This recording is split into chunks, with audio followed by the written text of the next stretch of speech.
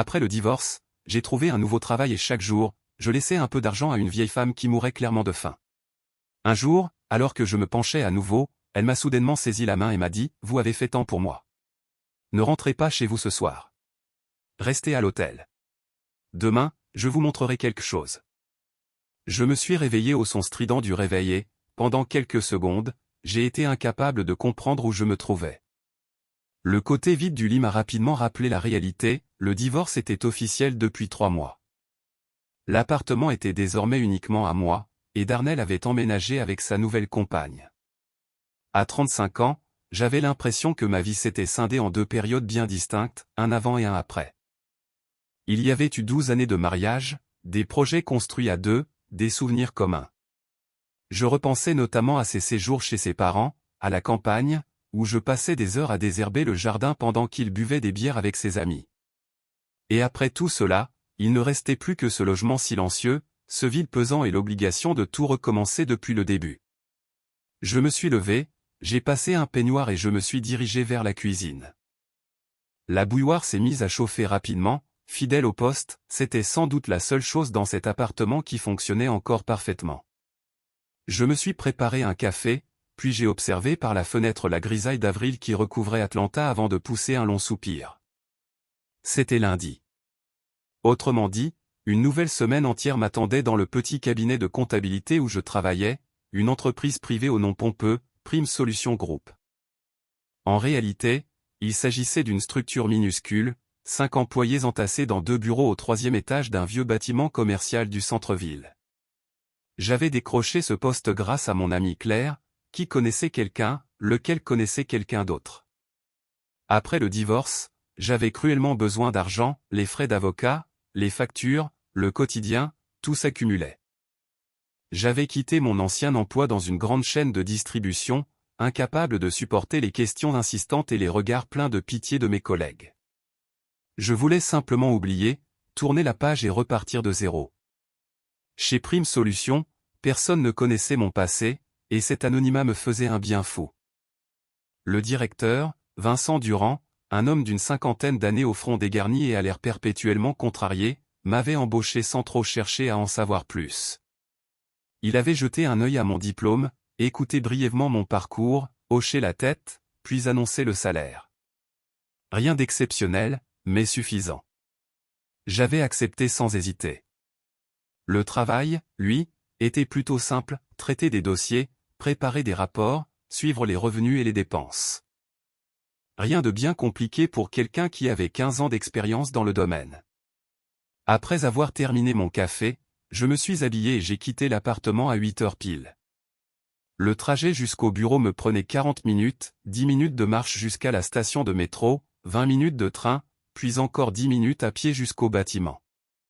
C'était un parcours devenu routinier, que j'effectuais chaque jour de la semaine depuis 1 mois et demi. En sortant de mon immeuble, j'ai tourné à droite et descendu la rue étroite qui menait à l'entrée de la station. Juste à côté de la porte, assise sur un carton usé par le temps, se trouvait une femme âgée. Je l'avais remarquée dès mon premier jour de travail. Elle ne mendiait jamais à voix haute, ne se plaignait pas, ne tendait même pas la main. Elle restait simplement là, immobile, enveloppée dans un manteau délavé, avec une petite tasse en étain posée devant elle. Sur un morceau de carton, une phrase écrite de travers disait « Aidez-moi, s'il vous plaît ». Je ne me considérais pas comme particulièrement sensible, mais quelque chose chez cette vieille femme me touchait. Peut-être son regard, ou cette façon qu'elle avait de rester assise calmement, sans rien attendre, comme si elle avait déjà accepté son sort. Dès le premier jour, j'ai commencé à lui donner la monnaie que j'avais sur moi, 3 $, parfois un billet de 5, tout ce que je trouvais dans mes poches. Elle hochait toujours la tête en murmurant « Merci, ma chère », puis je poursuivais mon chemin. Cela a duré des mois. Chaque matin, la même scène, elle à sa place, moi déposant quelques pièces, un bref échange de regards, puis le départ vers le travail.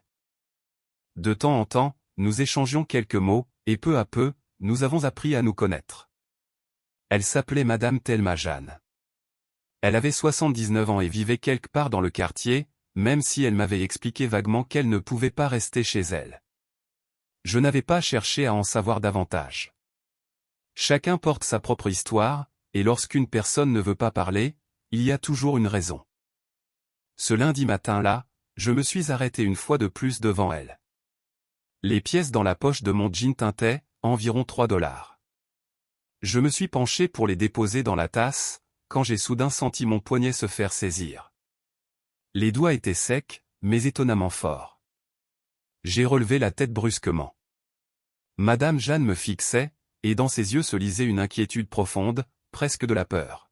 « Écoutez-moi bien, ma chère, murmura-t-elle sans lâcher ma main. Ne rentrez pas chez vous ce soir. Vous m'entendez ? Sous aucun prétexte. J'ai essayé de retirer ma main, mais sa prise restait ferme. Quoi ? Madame Jeanne, de quoi parlez-vous ? Dormez ailleurs. À l'hôtel, chez une amie, peu importe. Mais pas chez vous. Promettez-le-moi. Sa voix tremblait, et ses yeux brillaient d'une lueur étrange. Un frisson m'a parcouru l'échine. Autour de nous, les passants défilaient, pressés, indifférents à la scène. Vous êtes sérieuse ? Qu'est-ce qui se passe ? Elle a finalement relâché ma main et s'est adossée contre le mur. Revenez demain matin. Je vous montrerai tout. Mais ce soir, ne rentrez pas chez vous. Vous avez été si gentil avec moi, laissez-moi vous rendre l'appareil. Écoutez une vieille femme. Je me suis redressé, complètement déconcerté. Madame Jeanne s'est détournée, comme si la discussion était close. Quelqu'un a jeté une pièce dans sa tasse, elle a hoché la tête mécaniquement et esquissé un signe de croix. Je suis resté là encore quelques secondes, puis j'ai fini par me diriger vers la station. Mes pensées se bousculaient. Qu'est-ce que cela signifiait ? De simples paroles d'une vieille dame un peu sénile, ou un avertissement à prendre au sérieux. Peut-être avait-elle vu ou entendu quelque chose. Je n'en savais rien. Mais une chose était sûre, cette rencontre venait de troubler profondément le cours banal de ma journée. Mais quoi, exactement ? Et surtout, pourquoi aujourd'hui, précisément ? Tout au long du trajet vers le bureau, je n'ai cessé de repasser cette conversation étrange en boucle dans ma tête. Une fois entré dans le bâtiment commercial, j'ai pris l'ascenseur jusqu'au 3e étage, puis poussé la porte vitrée sur laquelle était inscrit Prime Solution Group. À l'accueil, Camille, la secrétaire, une jeune femme d'une vingtaine d'années qui passait l'essentiel de ses journées rivée à son téléphone, était assise derrière le comptoir. « Salut », lança-t-elle sans lever les yeux de son écran. « Salut », ai-je répondu avant de rejoindre mon minuscule bureau. La journée de travail a commencé comme toutes les autres, factures, bordereaux d'expédition, rapports de rapprochement. Cette routine avait d'ordinaire le don de m'apaiser, mais ce jour-là, elle n'y parvenait pas. Les paroles de la vieille femme résonnaient sans cesse dans mon esprit. Ne rentrez pas chez vous. Dormez ailleurs. Vers midi, j'ai décidé de faire une pause et je suis sorti dans le couloir pour aller boire un verre d'eau à la fontaine. C'est là que j'ai croisé Laurent Béarn, l'agent de sécurité. Un homme dans la quarantaine, à la mâchoire carrée et à la coupe en brosse. Il travaillait ici depuis environ 1 mois et demi, et jusqu'à présent, nos échanges se limitaient à un simple bonjour poli. « Il fait chaud aujourd'hui », remarqua-t-il en s'approchant de la fontaine après moi. « Oui, le printemps est arrivé tôt cette année », ai-je répondu en remplissant ma tasse. Laurent remplit la sienne à son tour, puis me posa soudain une question qui me prit complètement au dépourvu. « Dites-moi, vous vivez dans quel quartier ?» Je me suis aussitôt raidi. « Pourquoi vous me demandez ça ?»« Oh, juste par curiosité », répondit-il d'un ton faussement détaché. « Le trajet est long, parfois compliqué avec les trains. » J'ai esquivé la question sans donner mon adresse. Quelque chose dans cette curiosité soudaine me mettait mal à l'aise. Laurent hocha simplement la tête, but son eau et retourna à son poste près de l'entrée. Je suis resté immobile quelques secondes dans le couloir, ma tasse à la main, à le regarder s'éloigner. Pourquoi s'intéressait-il soudainement à mon lieu de résidence ? Nous n'avions presque jamais parlé auparavant, et cet intérêt soudain me semblait suspect.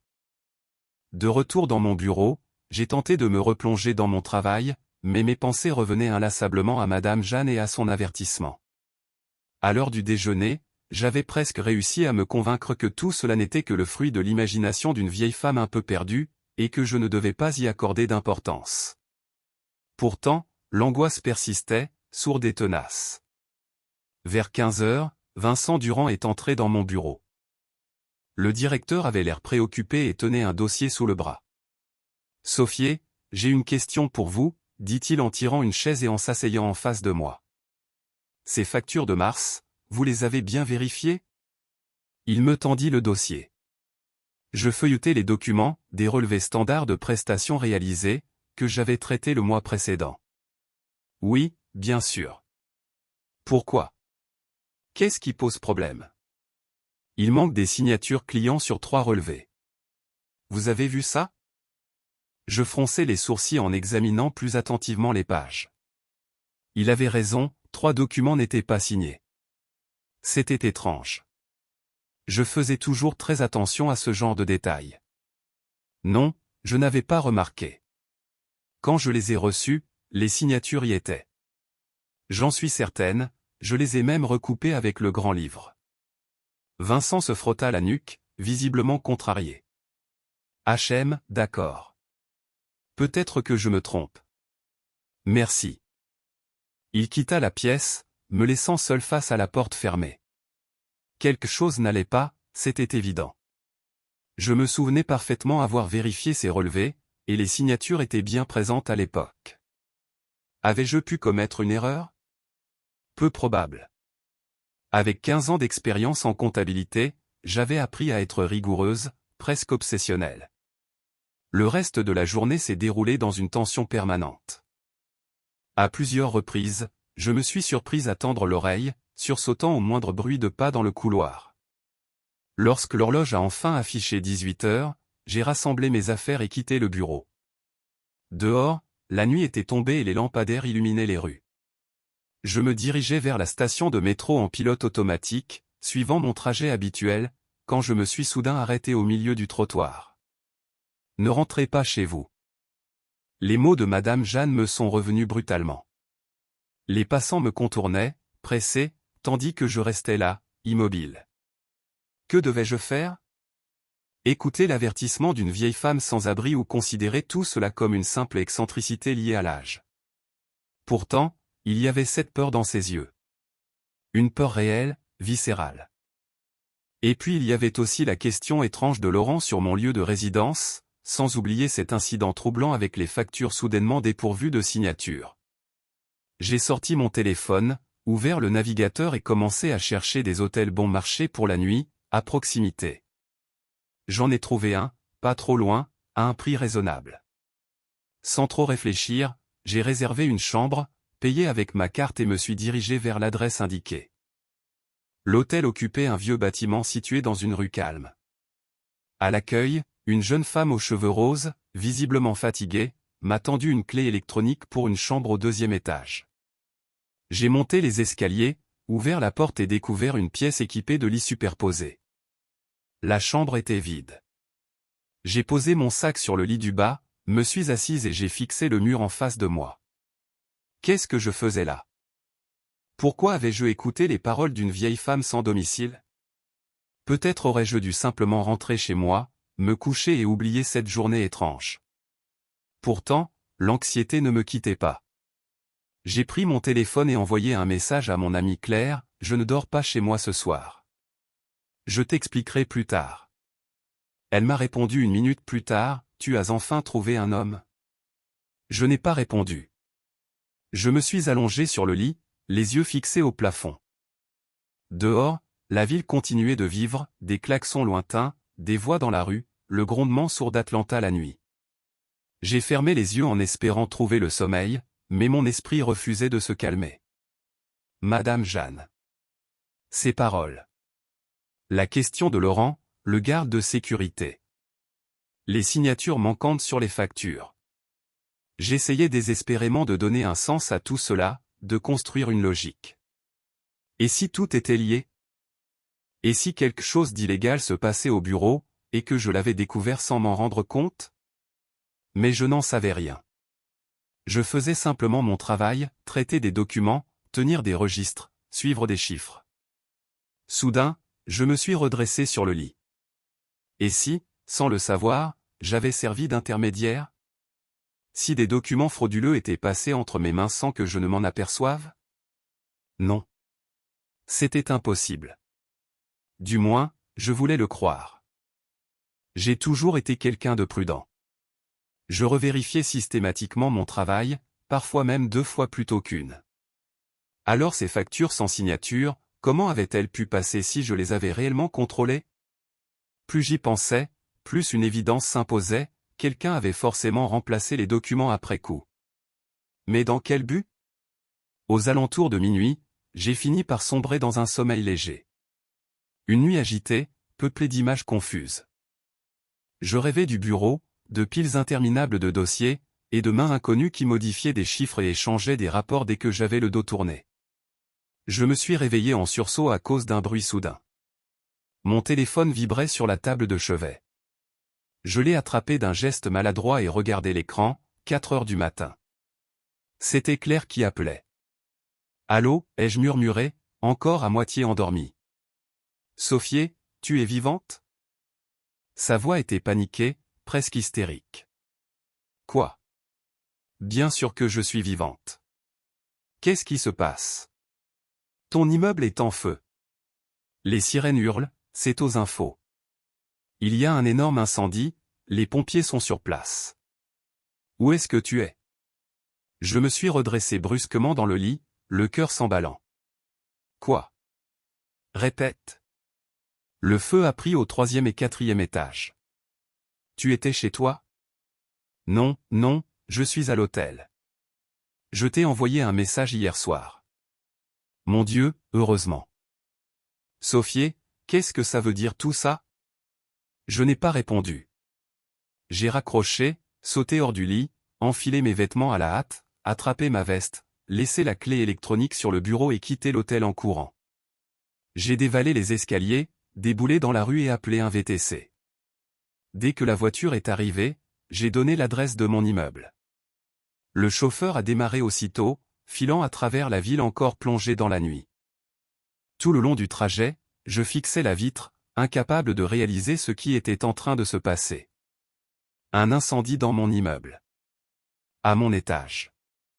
Et j'aurais dû être là, dans mon appartement du 4e. Le chauffeur disait quelque chose, mais je ne l'entendais pas. Dans ma tête, il n'y avait qu'un visage, celui de Madame Jeanne, et ces mots qui résonnaient encore. Ne rentrez pas chez vous. La voiture s'est arrêtée à quelques mètres de l'immeuble. J'ai vu les gyrophares des camions de pompiers, la foule rassemblée, la fumée qui montait dans le ciel. Je suis sorti lentement et me suis approché. Le 4e étage, le mien, était dévoré par les flammes. Les pompiers dirigeaient leurs lances, l'eau tombait en trombe, mais le feu continuait de faire rage. Je suis resté figé, incapable de bouger. Autour de moi, des voisins se serraient les uns contre les autres. Quelqu'un pleurait. Une autre personne parlait au téléphone d'une voix tremblante. J'ai reconnu quelques visages, Monsieur Peterson du 5e étage, la jeune famille avec des jumeaux du 2e. Tout le monde était sous le choc. Sophie. Quelqu'un venait de prononcer mon nom.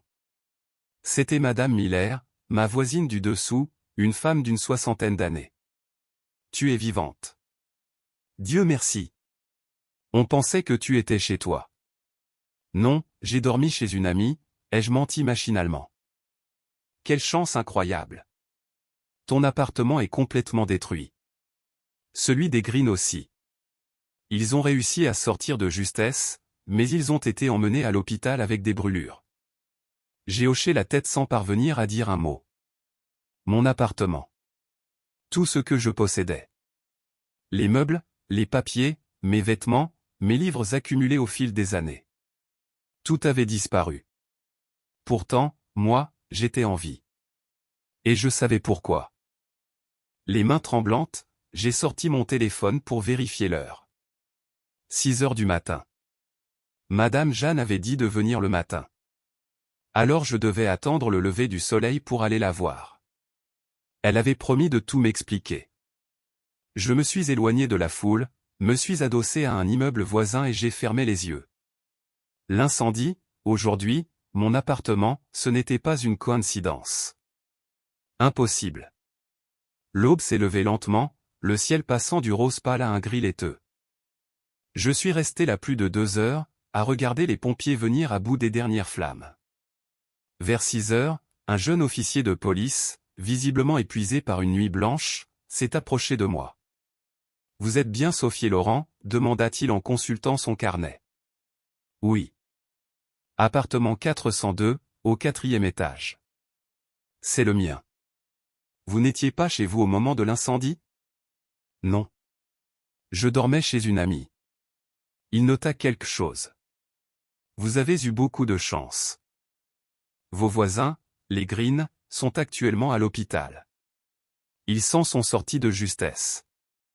Avez-vous une idée de la manière dont l'incendie a pu démarrer ?» J'ai secoué la tête.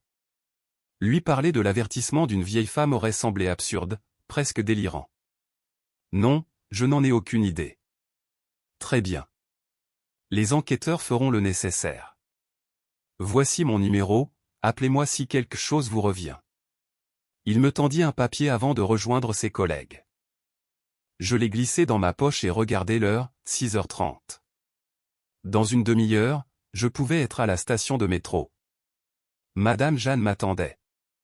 J'ai appelé un VTC et pris la direction de la station. Pendant tout le trajet, je fixais la fenêtre, incapable de digérer ce qui venait de se produire. En une seule nuit, ma vie avait basculé. Mon appartement avait brûlé. Et ce n'était pas un accident. Quelqu'un avait voulu me tuer. Il n'y avait pas d'autre explication. Le feu avait pris exactement à mon étage, dans mon appartement. La voiture s'est arrêtée à l'entrée de la station. Je suis descendu, et payé la course et regardé autour de moi. Tout était là, comme chaque matin, l'entrée du métro, les kiosques à journaux, le stand de café, et, à sa place habituelle, assise sur son carton usé, Madame Thelma Jeanne. Elle m'a vu et a hoché lentement la tête. Je me suis approché et me suis accroupi près d'elle. « Madame Jeanne ? » ?»« Je sais, ma chère. »« Dieu merci, tu as écouté. » Sa voix était calme, mais ses mains tremblaient. Elle fouilla dans le sac posé à côté d'elle et en sortit un téléphone portable bon marché. « Tiens. Regarde. » J'ai pris l'appareil. L'écran affichait une photo de mauvaise qualité, manifestement prise de nuit. Malgré le flou, je distinguais clairement une chose, l'arrière d'un immeuble, faiblement éclairé par un lampadaire. 2 hommes se tenaient près de l'entrée. « C'est mon immeuble » ai-je murmuré en reconnaissant la silhouette familière. « Oui, ma chère.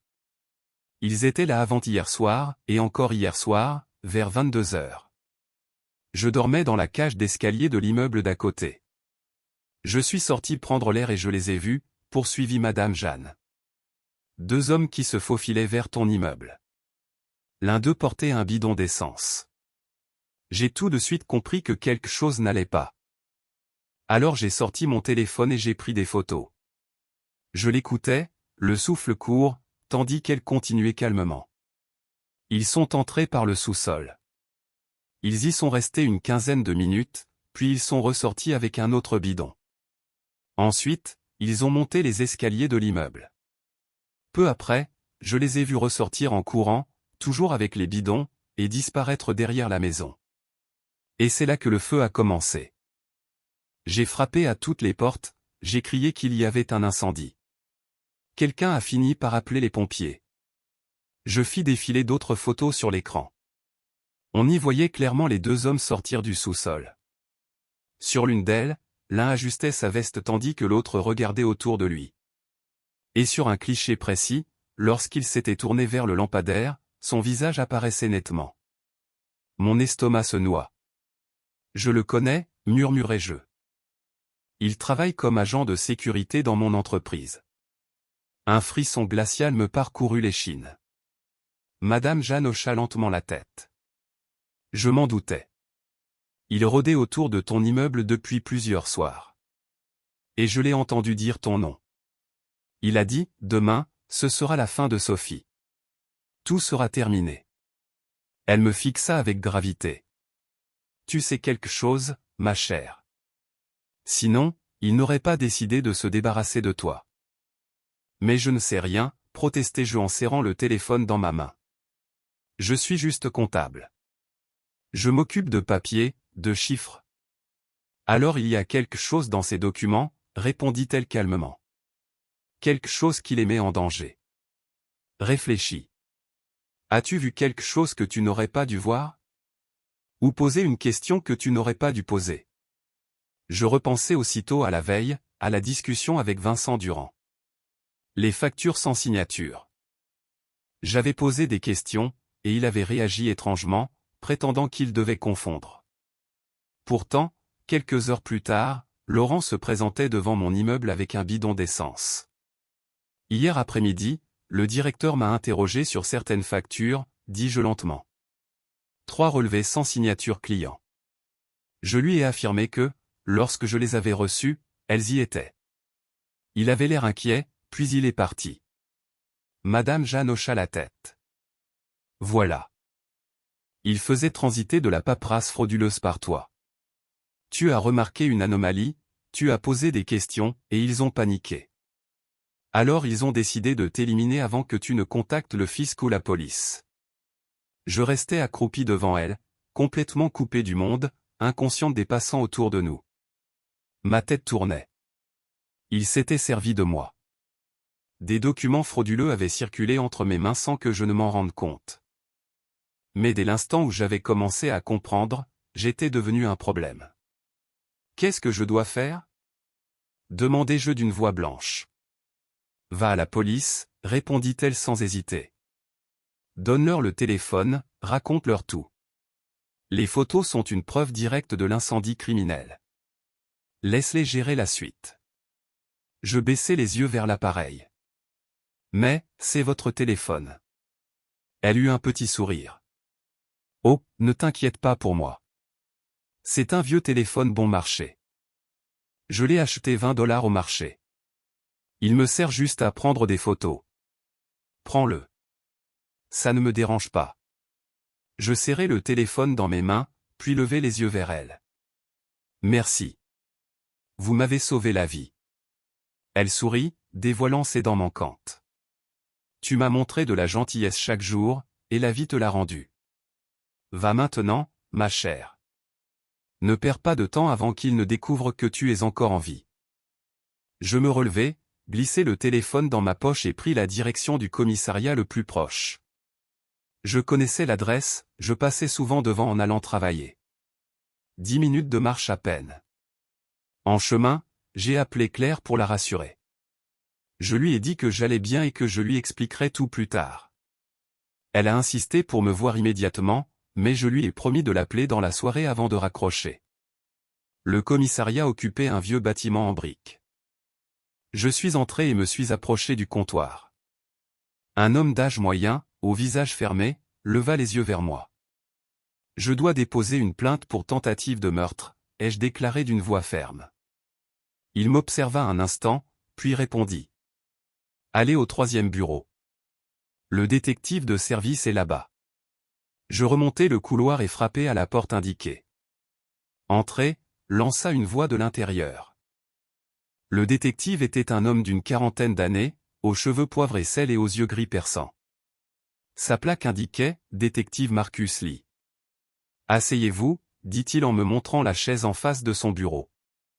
Je m'assis et commençai à raconter toute l'histoire, mon travail chez Prime Solutions, Madame Jeanne et son avertissement, l'incendie, les photos sur le téléphone.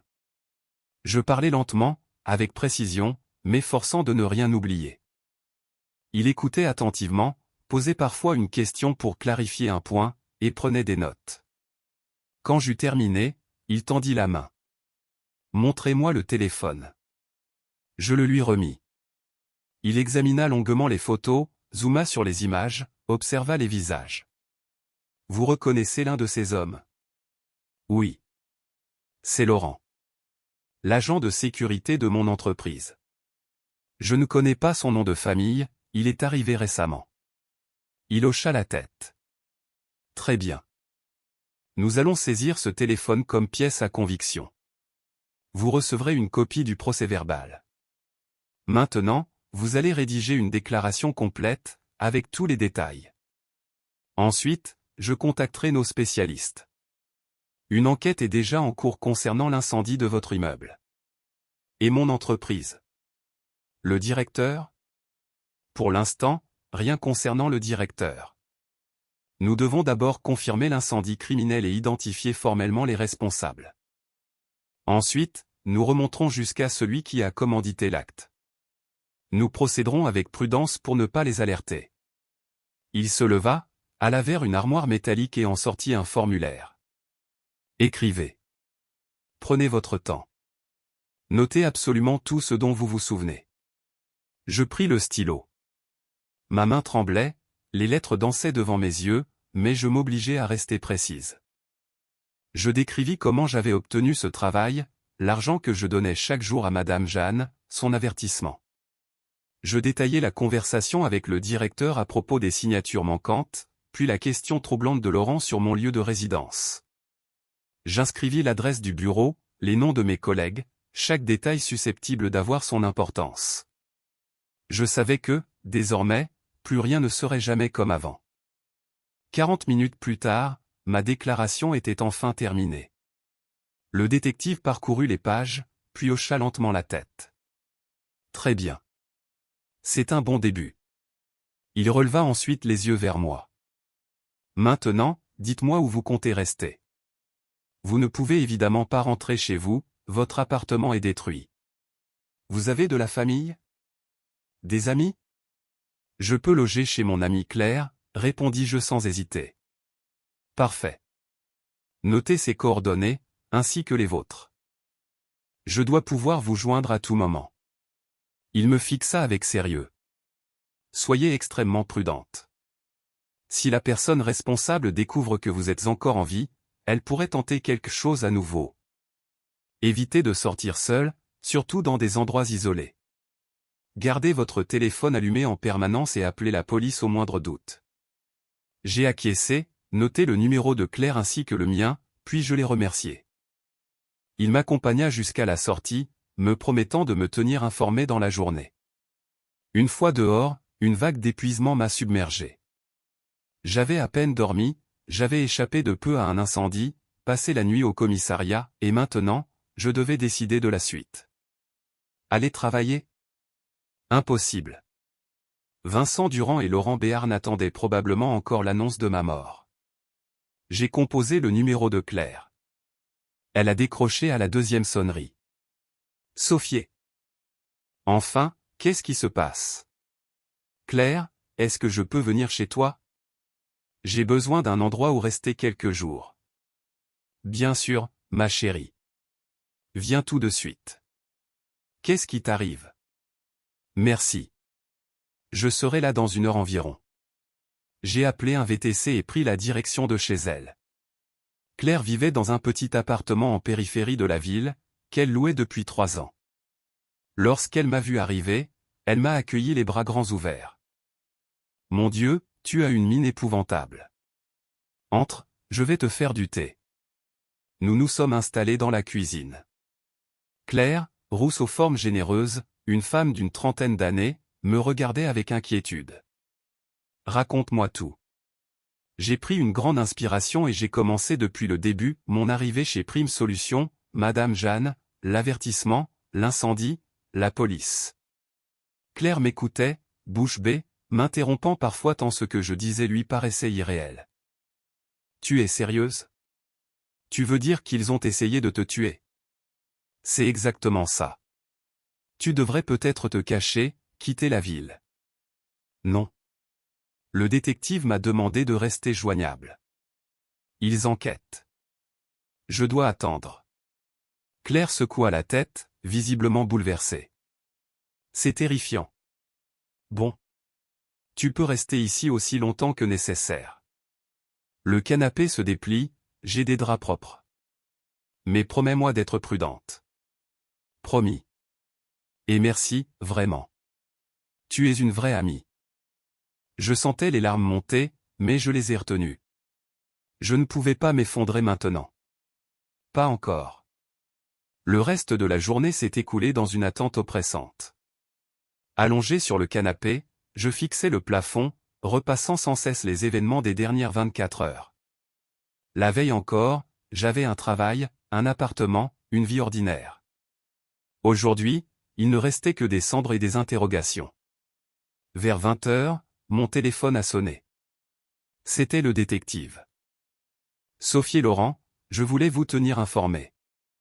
Les enquêteurs ont confirmé que l'incendie était criminel. Des bidons d'essence ont été retrouvés dans le sous-sol. Le point de départ se situait près de votre appartement. Un accélérant a été utilisé, probablement de l'essence. Le feu s'est propagé au 3e et 4e étage. Votre logement a subi les dégâts les plus importants, la concentration de substances inflammables y était la plus élevée. Donc, ils ont bien tenté de me tuer, dis-je à voix basse. Tous les éléments vont dans ce sens. Demain, nous commencerons à interroger les employés de votre entreprise, sous couvert d'une inspection de routine. Pour l'instant, ne dites à personne ni au directeur, ni à vos collègues que vous êtes vivante ou que vous êtes venu à la police. C'est compris? Oui. Je vous tiendrai informé. Et si quoi que ce soit d'urgent se produit, appelez-moi immédiatement. Je l'ai remercié et j'ai raccroché. Claire, qui attendait nerveusement, me regardait. Alors? Incendie criminel confirmé. La police lance l'enquête. Elle inspira profondément. Écoute, peut-être que tu devrais aller chez ta famille. Tes parents? Ils ne sont plus là. Ma mère est morte il y a 5 ans. Je ne connais pas mon père. Je n'ai personne d'autre. Alors tu restes ici. C'est plus sûr à 2. Cette nuit-là, je me suis couché tard. Allongé sur le canapé, j'entendais Claire se retourner dans son lit, incapable moi-même de trouver le sommeil. Les pensées se bousculaient. Que se passerait-il le lendemain? Comment Vincent Durand réagirait-il en découvrant que j'étais vivante? Et Laurent, que ferait-il? Le lendemain matin, mercredi, j'ai été réveillé par un SMS. Il venait de Camille, la secrétaire. Sophie Laurent, c'est Camille de Prime Solutions.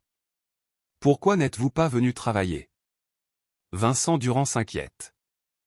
Mon cœur s'est serré. Devais-je répondre ou me taire? Finalement, j'ai tapé. J'ai eu une urgence. Mon immeuble a brûlé. Je ne peux pas travailler pour le moment. La réponse est arrivée presque aussitôt. Quoi? Sérieusement? Mon Dieu, vous allez bien? Oui. Dites à Vincent Durand que je prends quelques jours pour gérer le logement et les démarches. D'accord, je lui dirai. Je suis vraiment désolé. Tenez bon. J'ai reposé le téléphone et levé les yeux vers Claire, qui se tenait dans l'embrasure de la porte, une tasse de café à la main. C'était le boulot? Oui. Ils demandaient pourquoi je n'étais pas venu. Tu ne crois pas qu'ils vont commencer à te chercher? Je leur ai parlé de l'incendie, pas du fait que je sais que c'était criminel. Claire hocha la tête et me tendit la tasse. Bois ça. Et réfléchissons à la suite. Le ciel était couvert ce mercredi-là, de lourds nuages assombrissaient la ville. Assise dans la cuisine, je buvais déjà ma 3e tasse de café, essayant de mettre de l'ordre dans mes pensées. 2 heures s'étaient écoulées depuis le message de Camille, et une évidence s'imposait, je ne pouvais pas rester là à attendre. Je devais agir. Écoute, dit Claire en entrant dans la cuisine avec son ordinateur portable. Je réfléchissais. Tu m'as dit que le directeur avait posé des questions sur les signatures manquantes. Tu as encore des copies de ces documents? Elles sont sur mon ordinateur de travail, au bureau. Je ne peux pas y retourner. Et tes emails? Tu ne t'envoyais jamais des fichiers? Je fronçais les sourcils. Si, parfois.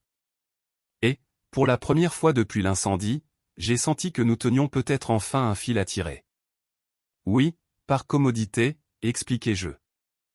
Je me transférais parfois des fichiers pour pouvoir vérifier certaines choses à la maison quand quelque chose me semblait étrange. Alors commence par regarder tes emails, proposa Claire. Il y a peut-être quelque chose là-dedans.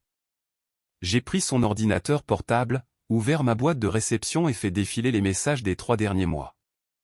Effectivement, je m'étais envoyé à plusieurs reprises des documents, tableaux Excel, rapports internes, factures. Je les ai ouverts un à un, en examinant attentivement leur contenu. La plupart paraissaient parfaitement banals. Pourtant, un fichier a immédiatement retenu mon attention. C'était le rapport du mois de mars que j'avais préparé pour Vincent Durand. Je l'ai ouvert et parcouru les lignes, dépenses et revenus habituels, loyer des bureaux, salaire des employés, achat de matériel. Puis quelque chose m'a sauté aux yeux. Service de conseil au Vector Consulting LLC aux $87 000. Presque $100 000 pour du conseil. Je me suis figé, le regard fixé sur l'écran. Je me souvenais parfaitement de ce paiement, c'était moi qui l'avais traité. À l'époque, j'avais déjà trouvé étrange qu'une petite entreprise comme Prime Solutions dépense une somme aussi élevée pour des services de conseil. Mais Vincent Durand avait insisté, affirmant qu'il s'agissait d'un partenariat stratégique essentiel. « Claire, regarde ça », dis-je en pivotant l'ordinateur vers elle. Presque $100 000 pour une soi-disant société de conseil. Tu ne trouves pas ça bizarre? Elle plissa les yeux en lisant. Bizarre? Non, c'est carrément suspect. Pour une boîte de cette taille, c'est énorme. C'est quoi, Vector Consulting? Je n'en sais rien. J'ai simplement exécuté le paiement sur la base des documents fournis. On va vérifier ça. Cherchons-les en ligne. Claire tapa le nom de l'entreprise dans le moteur de recherche. Plusieurs résultats apparurent, mais aucun ne correspondait au numéro d'identification fiscale figurant sur mes documents. Elle fronça les sourcils et lança une recherche directe avec le numéro fiscal. Voilà, dit-elle enfin. Vector Consulting LLC a été enregistré il y a 2 ans. Adresse légale, attends, un bureau situé dans un immeuble résidentiel en périphérie de la ville. Directeur, Gérard Thomas. Activité déclarée, conseil. Pas de site internet, pas de numéro de téléphone. Une société écran, murmurai-je. C'est exactement ça. Regarde, capital initial de $10 000, le minimum légal. Aucun actif réel. C'est un montage classique de blanchiment d'argent. L'argent est transféré sous couvert de prestations fictives, puis il disparaît. Je sentais mon estomac se nouer. Donc c'était vrai. Vincent Durand s'était servi de moi pour faire passer des transactions frauduleuses, et je n'avais rien vu venir. Et dès que j'avais commencé à poser des questions sur les signatures manquantes, il avait paniqué. Il avait compris que je pouvais découvrir toute la combine, et il avait décidé de m'éliminer. Je dois transmettre ça au détective, dis-je en attrapant mon téléphone. J'ai appelé. Il a décroché presque immédiatement. Sophie Laurent? Quelque chose de nouveau? Oui. J'ai trouvé un paiement suspect d'environ $100 000 dans mes documents. La société bénéficiaire ressemble clairement à une société écran. Excellent travail. Envoyez-moi immédiatement tous les fichiers concernés par email. Je vais les transmettre à l'unité des crimes financiers. Laissez-nous faire le reste. En attendant, restez où vous êtes. Ne sortez pas sans raison et soyez discrète. Compris. Une chose encore. La secrétaire m'a envoyé un SMS ce matin. Elle demandait pourquoi je n'étais pas venu travailler, et j'ai répondu. Je lui ai parlé de l'incendie. Il y eut un bref silence. Vous n'auriez pas dû répondre. Maintenant, ils savent que vous êtes en vie. Mais ce qui est fait est fait. Au moins, laissez-les penser que vous êtes simplement sous le choc. Ça nous fera gagner un peu de temps. Nous lançons une perquisition au bureau de Prime Solutions ce soir. Nous chercherons les documents originaux sur l'ordinateur de Durand et nous comptons interpeller Laurent. L'identification à partir des photos est en cours. Je l'ai remercié et j'ai raccroché. J'ai ensuite transféré tous les fichiers suspects depuis mes emails, puis refermé l'ordinateur. Eh bien, on fait quoi maintenant? Demanda Claire. On attend. Le reste de la journée s'est étiré dans une lenteur insupportable. Je passais mon temps à faire les 100 pas, à regarder par la fenêtre, à vérifier mon téléphone. Claire tentait de me distraire, elle lançait une série, proposait de jouer aux cartes, mais rien ne parvenait à calmer mon angoisse. La tension montait à chaque minute. Vers 19h, mon téléphone a sonné. C'était Camille. Sophie Laurent, vous n'allez pas croire ce qui se passe ici. Quoi donc? Demandai-je en feignant la surprise. La police est arrivée avec un mandat de perquisition. Ils ont tout fouillé. Vincent Durand est hors de lui. Et Laurent Béarn, il a disparu. Vous allez bien? Est-ce que tout ça a un lien avec l'incendie? Je ne sais pas, Camille. Je suis à l'hôtel pour l'instant, je gère les démarches et le logement. Ne t'inquiète pas, la police va éclaircir tout ça. J'ai raccroché et regardé Claire. La perquisition a commencé. Ils n'ont pas perdu de temps. Tu crois qu'ils vont trouver quelque chose? Je l'espère. Une demi-heure plus tard, le téléphone a de nouveau sonné. Sophie Laurent. Bonne nouvelle. Nous avons saisi l'ordinateur du directeur ainsi que tous les documents financiers de l'année écoulée. L'analyse préliminaire révèle environ 500 000 $ de transactions frauduleuses, transférées via plusieurs sociétés écrans, dont Vector Consulting LLC. Mon cœur battait à tout rompre. Et Laurent? Nous l'avons identifié. Laurent Béarn. Antécédent, condamnation pour vol à main armée, libéré il y a 3 ans. Durand l'a embauché comme agent de sécurité. Il n'était pas à son domicile. Il est désormais activement recherché. Il s'est enfui. Probablement. Ou Durand l'a prévenu lorsque nous sommes arrivés. Mais nous finirons par le retrouver. En attendant, vous devez rester extrêmement prudente. Béarn est dangereux. S'il apprend que vous êtes en vie et que vous coopérez avec nous, il pourrait tenter de s'en prendre à vous. J'ai dégluti difficilement. Un frisson glacé m'a parcouru l'échine. Et Vincent Durand? A-t-il été arrêté? Pas encore. Il a été placé en garde à vue pour interrogatoire. L'enquête ne fait que commencer. Et je compris alors que le pire était peut-être encore devant moi. Il m'expliqua que Durand prétendait ne rien savoir des transactions frauduleuses.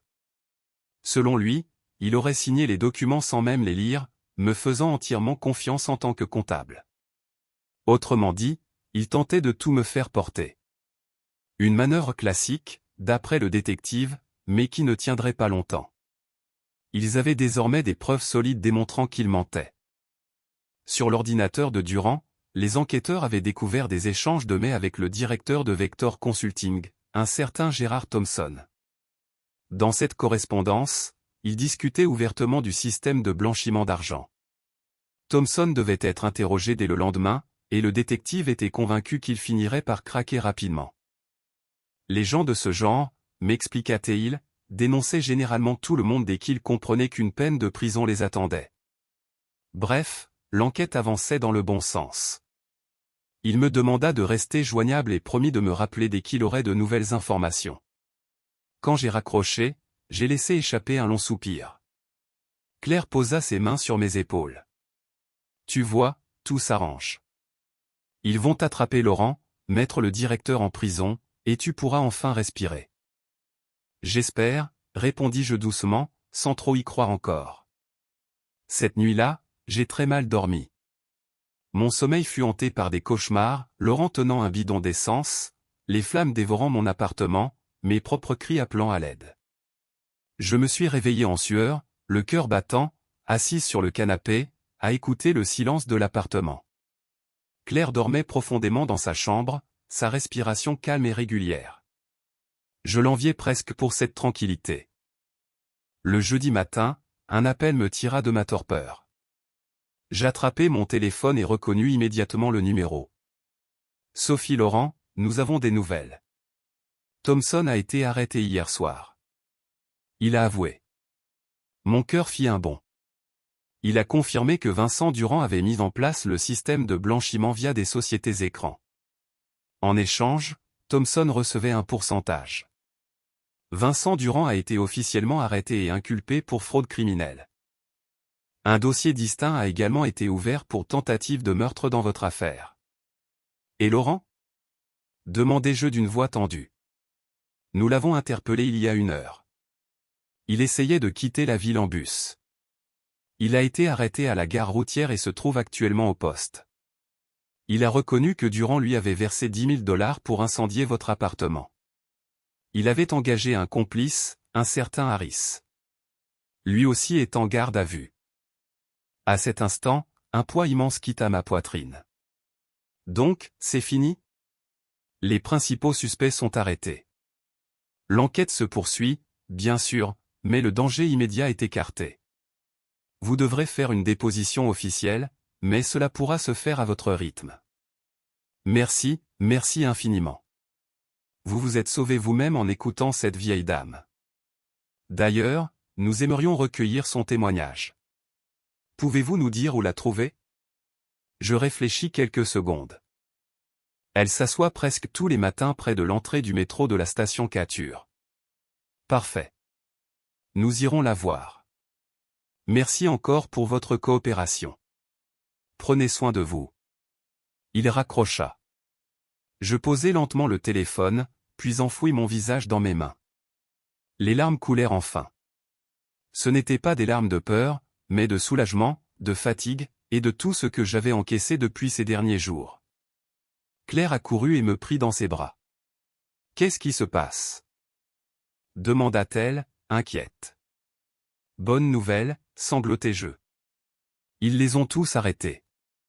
Tout est terminé. » Elle me serra plus fort. « Ils sont hors d'état de nuire. Ça va aller maintenant. » Nous restâmes ainsi quelques minutes, jusqu'à ce que je retrouve mon calme.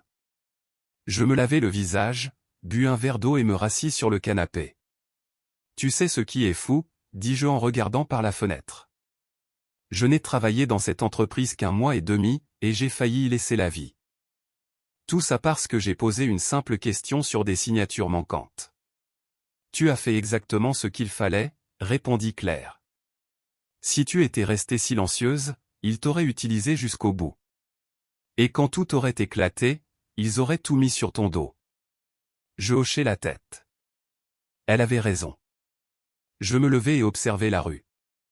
Dehors, la vie suivait son cours, les gens partaient travailler, les voitures s'entassaient dans les embouteillages, des enfants riaient quelque part. Le monde continuait, indifférent à ce que j'avais traversé. « Claire, je dois aller voir Madame Jeanne pour la remercier. Sans elle, je ne serais pas là aujourd'hui. Tu veux que je t'accompagne? » Non. J'ai besoin d'y aller seul. C'est personnel. Elle hocha la tête avec compréhension. D'accord. Sois prudente. Je pris mon téléphone, m'habillai et quittai l'appartement. Le trajet jusqu'à la station Cature dura une 20aine de minutes en train. Tout au long du chemin, je me demandais comment remercier quelqu'un qui vous a littéralement sauvé la vie. Aucune parole ne me semblait suffisante. En sortant du métro, je reconnus immédiatement l'endroit, les kiosques, la foule pressée, et là, contre le mur, assise sur un carton usé, se trouvait Madame Thelma Jeanne. Elle portait le même manteau délavé, avec sa tasse ébréchée posée devant elle. Je m'approchai et m'accroupis à ses côtés. Madame Jeanne. Elle leva les yeux et sourit. « Ah, ma chère, je vois que tu es vivante et en bonne santé. Alors tout s'est arrangé. » « Oui. Ils les ont tous arrêtés. Le directeur et le gardien. Grâce à vos photos, vous m'avez sauvé la vie. » Elle agita la main avec modestie. « Oh, ce n'était rien. J'étais juste là au bon moment. Tu t'es sauvé parce que tu m'as écouté. Le destin est parfois ainsi, quand tu dois survivre, tu survis. Et surtout, tu as toujours été gentil avec moi. Tu me disais bonjour, tu me donnais quelques pièces, tu me traitais comme une personne. » Je sortis alors une enveloppe de ma poche. À l'intérieur se trouvaient $500, tout ce qu'il me restait après l'incendie. « S'il vous plaît, prenez-les. Ce n'est pas une récompense. C'est juste, de tout cœur. » Elle regarda l'enveloppe, puis moi. « Ma chère, tu as toi-même tout perdu. Tu as besoin de cet argent. Je serai indemnisé par l'assurance. Je retrouverai un travail. Vous en avez plus besoin que moi aujourd'hui. Je vous en prie. Et pour la première fois depuis longtemps, je sentis que quelque chose de juste venait enfin d'être accompli. Ne refusez pas, insistai-je doucement. La vieille femme finit par accepter. Elle prit l'enveloppe avec précaution et la glissa dans la poche de son manteau. Merci, ma chère. Que Dieu te bénisse. Tu es une bonne personne. Je la pris dans mes bras. Je sentis son corps frêle trembler contre le mien. Elle était petite, fragile, presque transparente, et pourtant, son esprit était d'une force incroyable. « Madame Jeanne, où vivez-vous exactement » demandai-je. « Peut-être que je pourrais vous aider davantage. » Elle poussa un long soupir. « Nulle part, ma chère. Je dors ici, ou dans des cages d'escalier, parfois près de la gare routière. Mes enfants m'ont coupé de tout. Mes petits-enfants ne savent même pas que j'existe. Mon chèque de sécurité sociale est trop faible. Ça ne suffit pas pour payer un logement. » J'eus le cœur serré. « Est-ce que vous aimeriez vivre dans une maison de retraite? Vous auriez un toit, des repas, des soins médicaux. » Elle secoua lentement la tête. « Bien sûr que j'aimerais. Mais les listes d'attente sont interminables, et la plupart sont privées. Je n'en ai pas les moyens. » Je la regardai droit dans les yeux. « Je vais vous aider. Je vous le promets. Dès que ma propre situation sera un peu plus stable, je m'occuperai de vous. Vous méritez une vieillesse digne et paisible. » Ses yeux s'embuèrent. « Tu es un ange, ma chère. Un véritable ange. » Nous restâmes encore un moment assises là, à discuter de choses simples. Elle me raconta comment sa vie avait basculé, la mort de son mari 10 ans plus tôt, les dettes laissées derrière lui, ses enfants partis vivre à l'autre bout du pays, puis le silence. Elle avait fini par vendre son appartement pour régler les dettes, et peu à peu, elle s'était retrouvée à la rue. Je l'écoutais, bouleversé par l'injustice de son histoire. Cette femme avait travaillé toute sa vie, élevé des enfants, et elle terminait seule, sur un carton. « Madame Jeanne, je ne vous abandonnerai pas, » lui dis-je en me levant. « Je reviendrai quand tout sera réglé, et nous vous trouverons un endroit sûr. » Elle sourit. « Va, ma chère. Sois heureuse. La vie te rendra la gentillesse que tu offres. » Je lui dis au revoir et repris le chemin du métro. Mon cœur était étonnamment léger. Malgré tout ce que j'avais traversé, j'étais en vie. Les criminels étaient arrêtés. Et désormais, j'avais un objectif clair, aider celle qui m'avait sauvé. Les 2 semaines suivantes passèrent à une vitesse folle.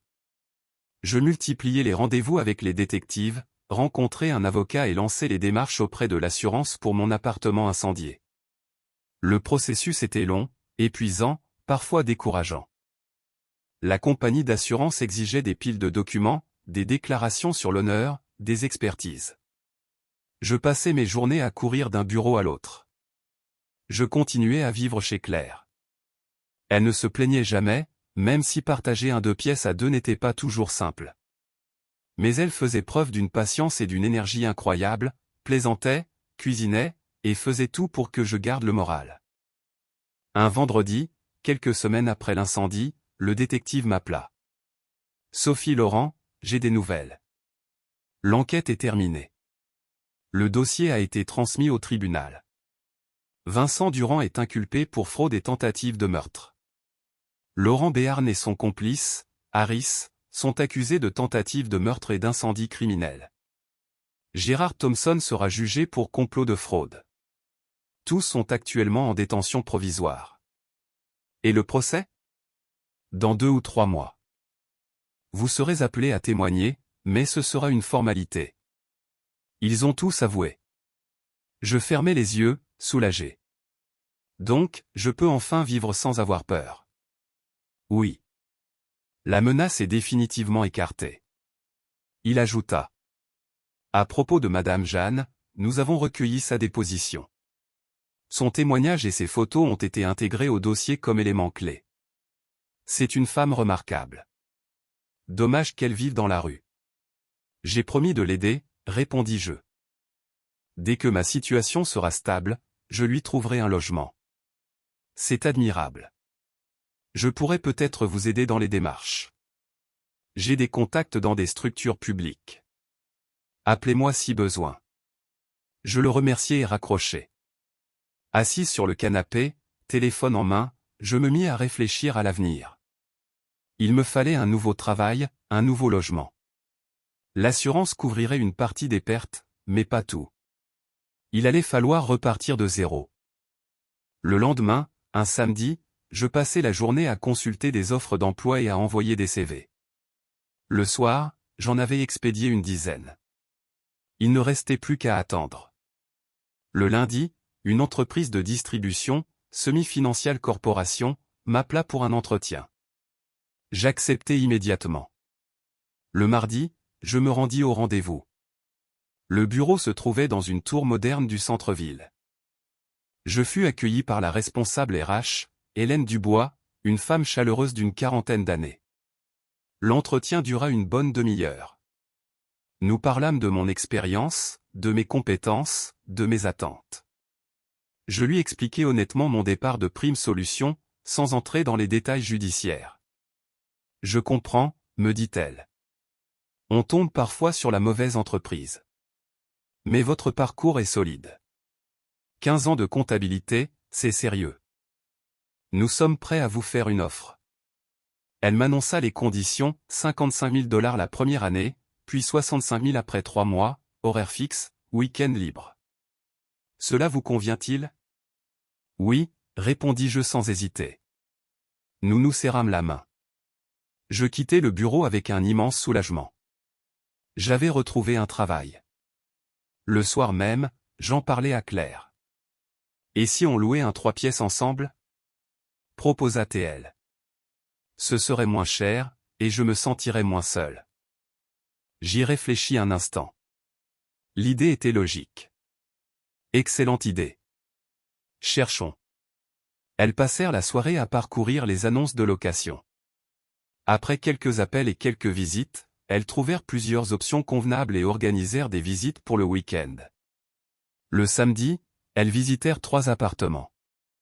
Le premier était trop cher, le deuxième en mauvais état, mais le troisième était parfait, un 3 pièces au 2e étage, dans un quartier calme, à proximité du métro. Les meubles étaient simples mais solides. La propriétaire, une femme âgée nommée Madame Dolores Washington, demanda 1 750 $ par mois, charges comprises. Sophie et Claire échangèrent un regard et acquiescèrent. 875 $ chacune, tout à fait gérable. Quand voulez-vous emménager? Demanda Madame Washington. Demain si possible, répondit Claire. Très bien, signons le bail alors. Vous payez le premier mois et le dépôt de garantie, et vous pouvez emménager.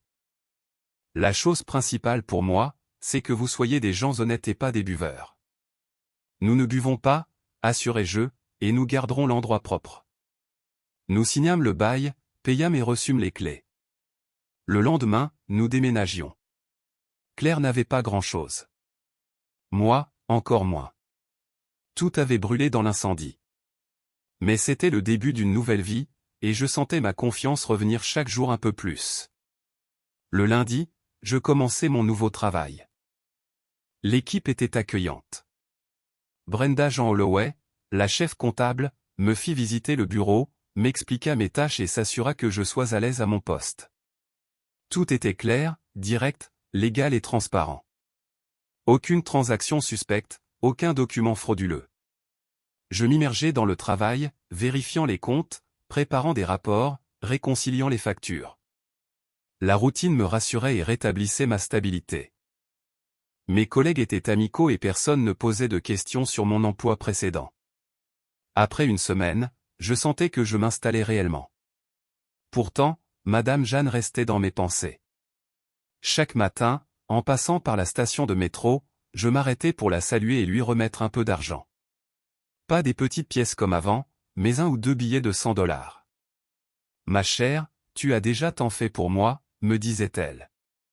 Tu n'as pas besoin de me donner plus d'argent. Vis ta propre vie. Madame Jeanne, je vous ai promis de vous aider à entrer dans une maison de retraite, et je tiendrai cette promesse. Cela prendra juste un peu de temps. Je commençais à chercher des informations sur les maisons de retraite de la ville. Il y en avait des publics et des privés.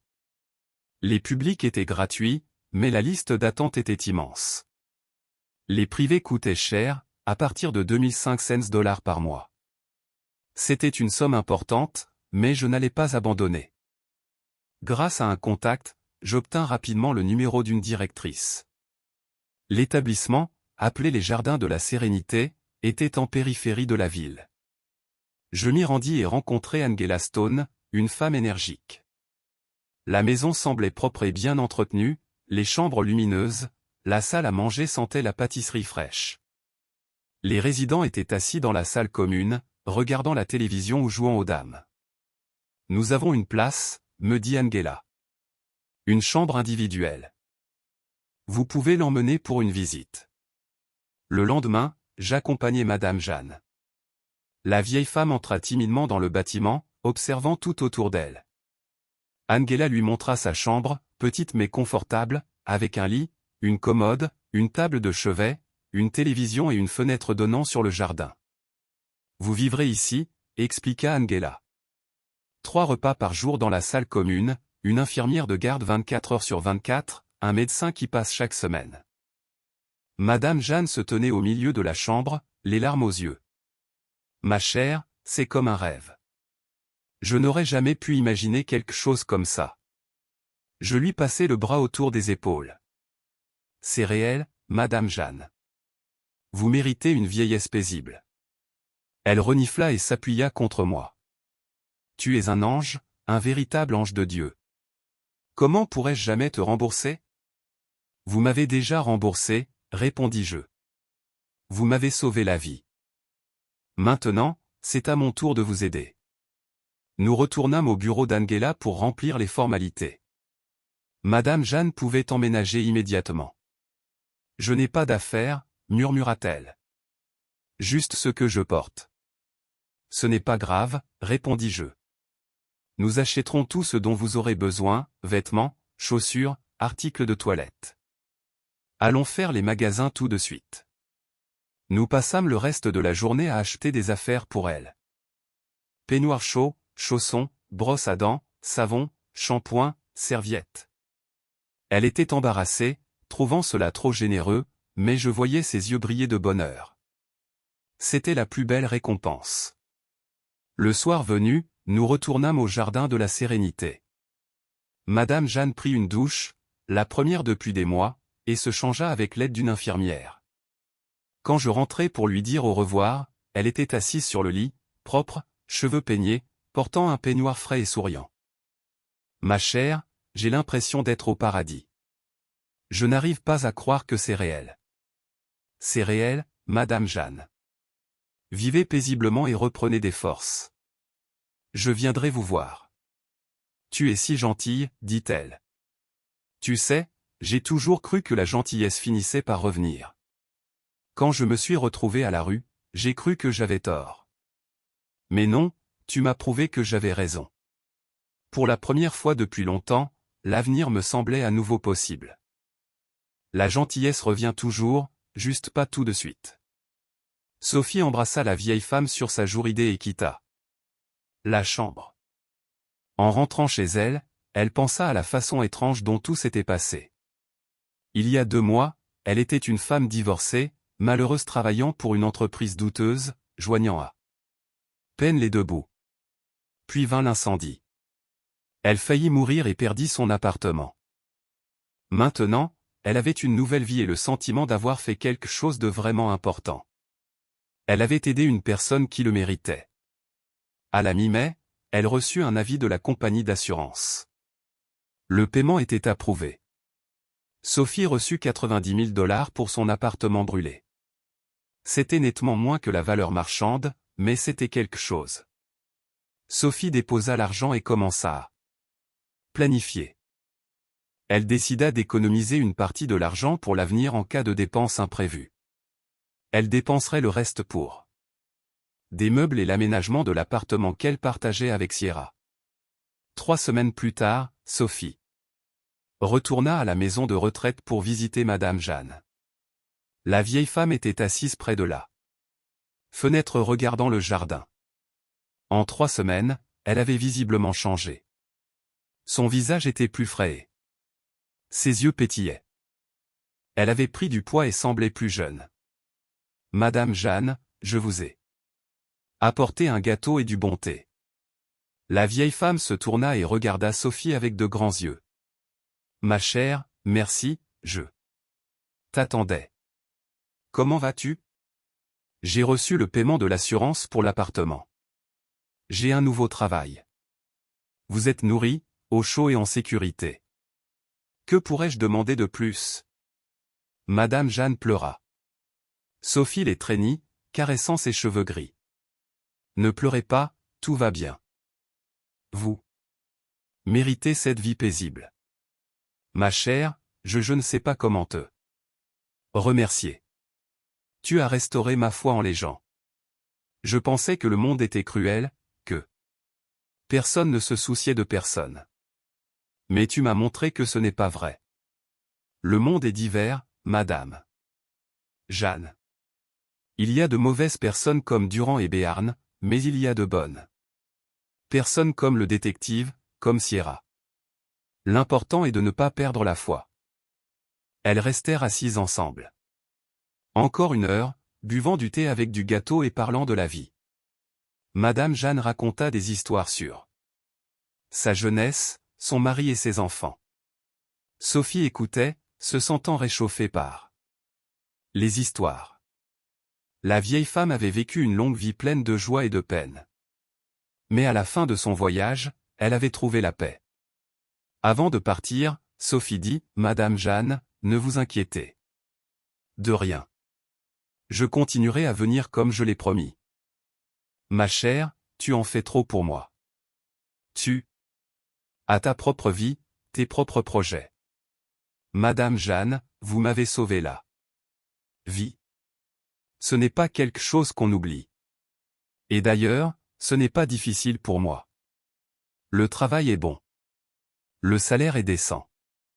Je peux me permettre d'aider quelqu'un qui le mérite.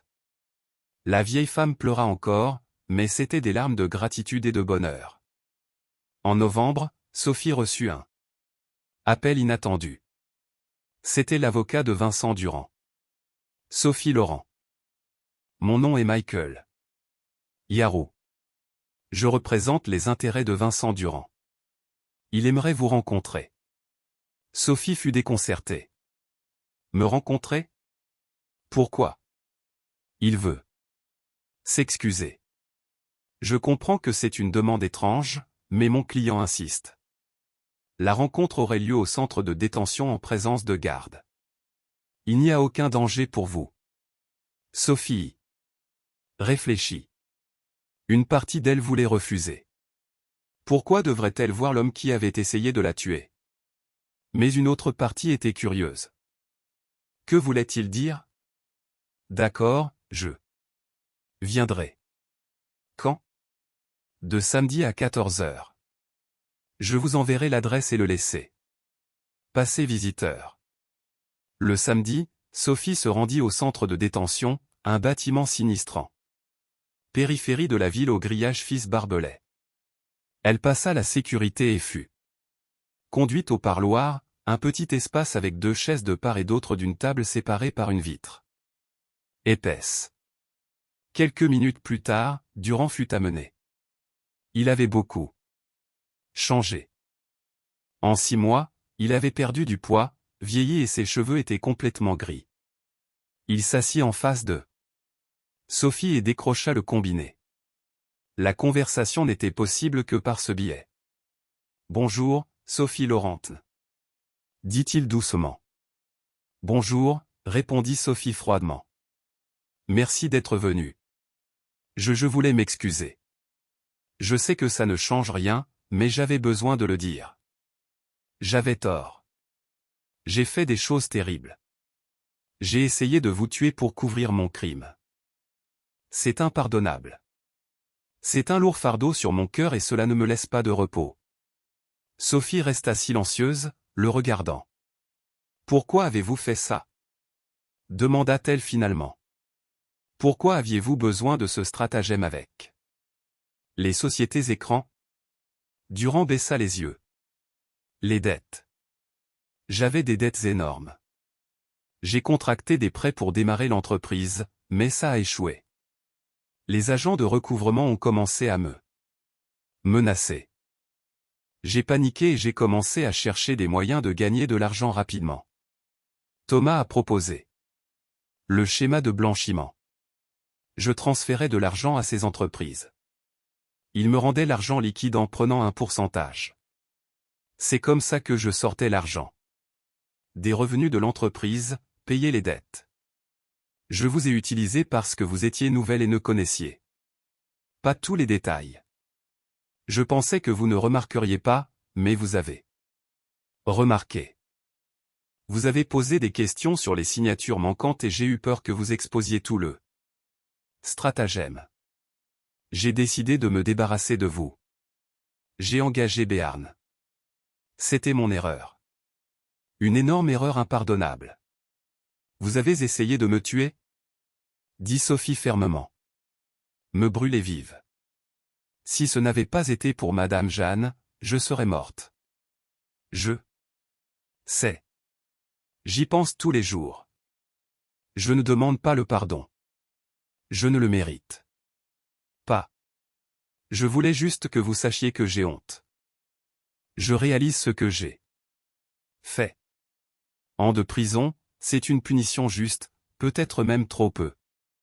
Sophie le regarda et sentit sa colère s'évacuer. Assis devant, elle n'était pas un méchant, mais un homme brisé qui avait fait une terrible erreur et payé maintenant pour cela. Je ne peux pas vous pardonner, dit-elle. Mais je vois que vous vous repentez. J'espère que ces années vous apprendront quelque chose. Elles m'apprendront. Je réparerai ma faute pour le reste de ma vie. Merci d'avoir écouté. Sophie raccrocha le combiné et quitta la pièce. Dehors, elle prit une profonde inspiration d'air frais. La rencontre avait été difficile mais nécessaire. Maintenant, elle pouvait mettre un point final à cette histoire et avancer sans amertume ni colère. Décembre apporta la première neige. La ville se transforma, décorée de guirlandes et d'arbres de Noël. Sophie et Claire installèrent un petit sapin dans l'appartement et accrochèrent des guirlandes. La veille du Nouvel An, Sophie alla au jardin de la Sérénité pour souhaiter de joyeuses fêtes à Madame Jeanne et lui donner un cadeau, un plaid et une boîte de chocolat. La vieille femme l'accueillit d'humeur festive. Ma chère, bonne année. Je suis si contente de te voir. Elles s'assirent dans la chambre, burent du thé et parlèrent de leurs projets pour la nouvelle année. Madame Jeanne dit que la maison de retraite préparait un concert de vacances et qu'elle chanterait dans la chorale. Tu sais ma chère, je regarde cette dernière année de ma vie comme la plus heureuse, dit-elle. Même si avant j'étais sans abri, affamé et j'avais froid. Mais tu es apparu et tout a changé. Tu m'as montré que le monde n'est pas aussi cruel que je le pensais, qu'il y a des gens gentils qui aident simplement avec le cœur. Vous m'avez aidé aussi, Madame Jeanne. Vous m'avez sauvé la vie sans attendre de récompense, juste parce que j'étais gentil avec vous. Vous voyez comment ça marche? La gentillesse revient. La vieille femme hocha la tête en souriant. Oui, ma chère. Elle revient toujours. Je le savais toute ma vie, mais dans ma vieillesse. J'en ai douté et tu m'as rappelé cette vérité. Sophie les traînit et elles restèrent là, à regarder la neige tomber par la fenêtre. La ville se préparait pour la fête. Les lumières scintillaient dans l'obscurité et les gens se dépêchaient de rentrer chez eux avec des cadeaux.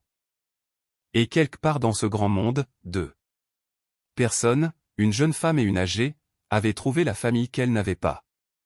Quelques jours plus tard, juste après les vacances du Nouvel An, Angela Stone appela Sophie. Sophie, j'ai des nouvelles. Tu te souviens que je t'ai parlé de la fille de Madame Jeanne Canda? Elle est passée hier. Elle est venue. Pourquoi? Elle a dit qu'elle avait changé d'avis. Elle veut réparer sa relation avec sa mère. Elle a apporté Des cadeaux, s'est excusée et a pleuré. Madame Jeanne ne voulait initialement pas la voir, mais ensuite elle a accepté de parler. Comment cela s'est-il passé? C'était difficile. Elles ont parlé pendant environ 2 heures. Kanda a expliqué qu'elle avait été égoïste, qu'elle avait honte de son passé et qu'elle réalisait son erreur. Madame Jeanne a écouté et pleuré. À la fin, elles se sont réconciliées. Kanda a promis de venir chaque mois et a même proposé de ramener sa mère chez elle. Mais Madame Jeanne a refusé. Elle a dit qu'elle était heureuse ici et ne voulait pas partir. Sophie sourit. Donc Madame Jeanne avait un autre système de soutien dans sa vie. Sa fille était revenue. Peut-être que son fils reviendrait à la raison un jour aussi. C'est une merveilleuse nouvelle. Angela. Je suis si heureuse pour Madame Jeanne. Elle m'a demandé de te dire qu'elle veut vraiment que tu continues à venir. Elle dit, tu es comme une fille pour elle. Bien sûr, je continuerai à venir. Absolument. Sophie raccrocha et réfléchit. L'histoire s'était bien terminée pour tout le monde. Les criminels étaient punis. Madame Jeanne avait trouvé la paix et s'était réconciliée avec sa fille. Et Sophie elle-même avait trouvé un nouveau travail, une nouvelle maison et un nouveau sens à sa vie. En février, un week-end, Sophie retourna au jardin de la Sérénité. Madame Jeanne était assise près de la fenêtre comme d'habitude, mais à côté d'elle se trouvait une femme dans la cinquantaine, mince et élégamment vêtue. C'était Kanda, la fille de Madame Jeanne. Sophie, voici ma fille. Kanda? Dit Tadankin. Kanda, voici Sophie, la jeune femme qui m'a sauvé la vie. Kanda se leva et tendit la main. C'est un plaisir. Maman m'a beaucoup parlé de vous. Merci pour tout ce que vous avez fait pour elle. J'étais une mauvaise fille, mais vous m'avez montré ce que signifie être humain. J'ai honte de mon comportement, mais j'espère me rattraper. Sophie lui serra la main. L'important c'est que vous soyez revenus. Madame Jeanne est heureuse et c'est ce qui compte le plus. Elles burdutaient toutes les trois et discutèrent. Kanda parla de sa vie, de son mari, de ses enfants ou les petits-enfants de Madame Jeanne qu'elle prévoyait d'amener rencontrer leur grand-mère. La vieille femme écoutait et le bonheur rayonnait de ses yeux. Quand Sophie partait, Madame Jeanne l'accompagna jusqu'à la sortie. Tu vois ma chère, tout s'est arrangé. Ma fille est revenue. Je verrai mes petits-enfants et c'est entièrement grâce à toi. Tu ne m'as pas seulement sauvé, tu as sauvé ma famille. Tu as montré à Kanda ce qu'est la vraie gentillesse. J'ai juste fait ce que je devais faire, Madame Jeanne. Non, ma chère, tu as fait plus. Tu m'as donné une nouvelle vie et je te serai reconnaissante pour le reste de mes jours. Elle s'étreigne en guise d'adieu. Sophie sortit dans la rue et marcha vers l'arrêt de bus. Son cœur se sentait chaud et paisible. La vie continuait et elle était pleine de sens. Plusieurs mois passèrent. Encore. Sophie continua de travailler chez Summit. Brenda Jean Hollow a promu. Elle était maintenant comptable senior. Syrah trouva un petit ami et elle et Sophie discutèrent de la possibilité que Syrah emménage avec lui, mais elles décidèrent de ne pas se précipiter. Chaque chose en son temps. En mai, Sophie célébra son anniversaire, 36 ans. Syrah organisa une petite fête à l'appartement, invitant collègues et amis. Même Madame Jeanne vint avec Kanda. La vieille femme avait l'air merveilleuse, heureuse, entourée d'attention et aimée. Elle porta un toast à ma chère Sophie pour m'avoir montré, à moi et à nous tous, que la gentillesse n'est pas morte dans ce monde. Pour m'avoir sauvé sans attendre de récompense et pour le fait que la gentillesse revient toujours. Tout le monde leva son verre et Sophie sentit les larmes monter aux yeux. Il y a 1 an, elle était seule, perdue et ne savait pas quoi faire de sa vie. Maintenant, elle était entourée de gens qui l'aimaient et la valorisaient. Et tout avait commencé par un geste simple. Quelques dollars tombés dans la tasse en étain d'une vieille femme près de la station de métro. La gentillesse ne revient peut-être pas le jour même, mais elle revient toujours. Je suis vraiment ravi que vous soyez là et que j'ai pu partager mon histoire avec vous. Si vous avez aimé, montrez-le-moi en aimant la vidéo et en vous abonnant à ma chaîne. Voyons combien nous sommes. Écrivez dans les commentaires de quelle ville vous regardez et quelle heure il est.